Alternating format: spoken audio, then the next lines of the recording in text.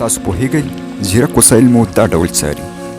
زیرک موبایلونه، ساعتونه، لیپټاپ، کمپیوټرونه، ډیجیټل تلویزیون، هغه موټرې چې د څارنې وسیلې لري، حتی د کور پر دروازه لګېدلې عصري زنګ مو هم څارنه کوي او په مرسته یې د نړۍ حکومتونو او استخباراتي ادارو ته د عامو خلکو شخصي معلومات ورکوي.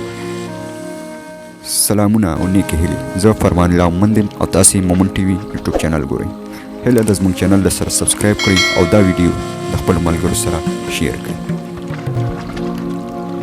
د بریتانیې د اکسفورډ پوهنتون استاد کاراسیا ویلز خبرداری ورکوي چې د زیرکو وسایلو یا آلو په مرسته د ورځني ژوند معلومات او محرمیت مو د ټکنالوژۍ د شرکتونو په لاس کې او یو هیکر کولی شي چې په ډېرې اسانۍ د یو چا شخصي معلومات ترلاسه کړي. د مصنوعي ځیرکتیا د اخلاقو په اړه څېړونکی بریتانوي استاد وایي چې د شخصي معلوماتو د راټولولو پړاو هغه وخت پیلېږي کله چې تاسو ویده کیږئ او زیرک ساعت او سرته ایښی موبایل مو ټول حرکتونه راټولوي.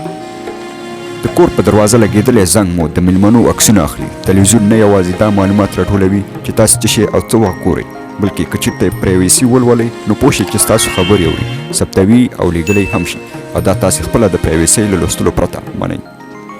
بریتانوي استاد زیاتوي چې دغه کار بند تلویزیون هم کولی شي.